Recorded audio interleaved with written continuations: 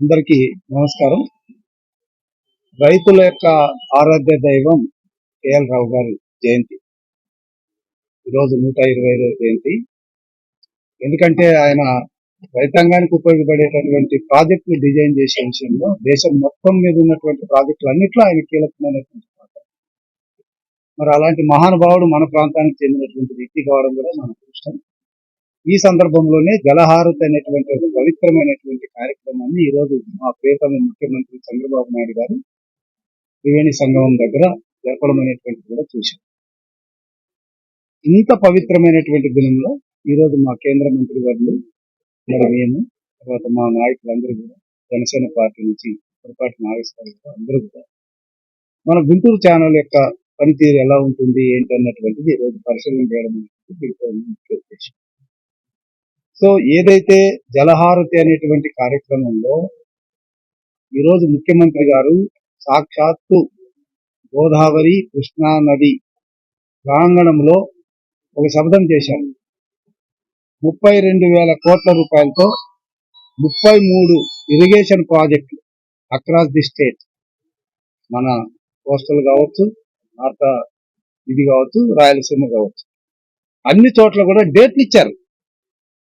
ఏ date నాడు శంకుస్థాపన చేస్తాం, ఏ డేట్ నాడు కంప్లీట్ చేస్తాం. నాకు తెలిసి బహుశా నా అడ్మినిస్ట్రేటివ్ సర్వీస్ లో కూడా 35 సంవత్సరాలు దాదాపు 6 మంది ముఖ్యమంత్రులను చూసాం. దేశంలో కూడా చాలా ముఖ్యమంత్రుల గురించి చదివాం. కానీ ఇంత డేరుగా 2 నదుల మధ్య ఒక ప్రతిజ్ఞ చేయడం అనేటువంటిది గొప్ప విషయం.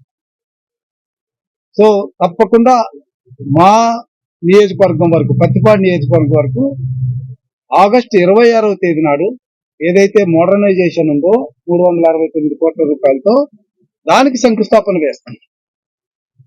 అంటే దీన్ని బట్టి ముఖ్యమంత్రి గారికి ఎంత చిత్తశుద్ధి ఉంది అన్నటువంటి విషయం ఈ రాష్ట్ర ప్రజలే కాదు, ఈ దేశ ప్రజలకు కూడా తెలుసు.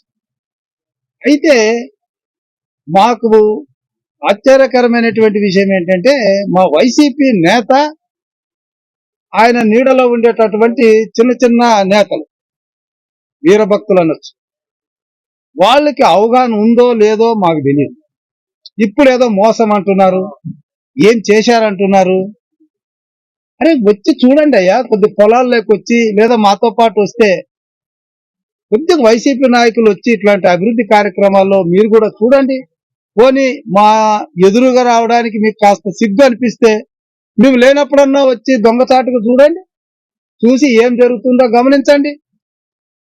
ఇదే పత్తిపాడు నియోజకవర్గమే, మిగతా 175 నియోజకవర్గాలు అవసరం లేదు. మేము ఈరోజు ఛాలెంజ్ చేస్తున్నాం.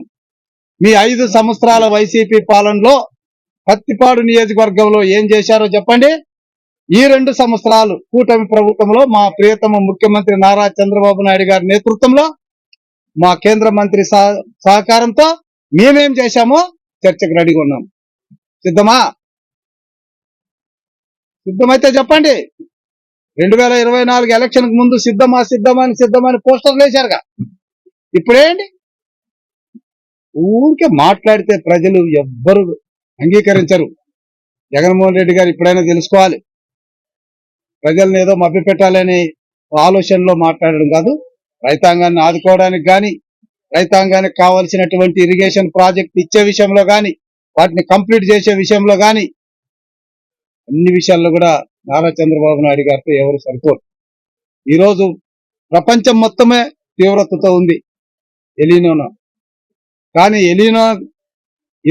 ఎలీనోనికి అడ్డకట్ట వేయగలిగినటువంటి ఒక శాస్త్రవేత్త చంద్రబాబు నాయుడు గారు. ఎవరైనా ఊహించారా? పట్టుసీమ నుంచి మనం నీళ్లు తీసుకోవాలంటే గత సంవత్సరం వచ్చినటువంటి వర్షాలకి అన్ని రిజర్వాయర్లు నింపేశాడు. రాష్ట్రంలో ఉన్నటువంటి అన్ని రిజర్వాయర్లు నిండుకుండలాగా ఉన్నాయా లేదా? ఉన్నాయి. అది జగన్మోహన్ రెడ్డి గారికి కూడా తెలుసు. అవి చేశాం కాబట్టే పులిచింతల్లో మనం 30 టీఎంసీలు నీరు నిలుపుకోగలిగాం కాబట్టే మనం ఈ రోజు కృష్ణా బ్యారేజ్కి నీళ్లు ఇవ్వగలుగుతున్నాం, గోదావరిని కలపగలుగుతున్నాం. అది ముందు చూపంటే మరి మీరేం చేశారు? ఇదే పులిచింతల ప్రాజెక్టు గేట్ దిగిపోతే దానికి కనీసం బ్రిడ్జ్ కూడా పెట్టలే. కాబట్టి ఇక ఇరిగేషన్ అన్నా, రైతులన్నా, ప్రజా సంక్షేమం అన్నా, రాష్ట్ర అభివృద్ధి అన్నా మీకు మాట్లాడే అర్హత లేదు.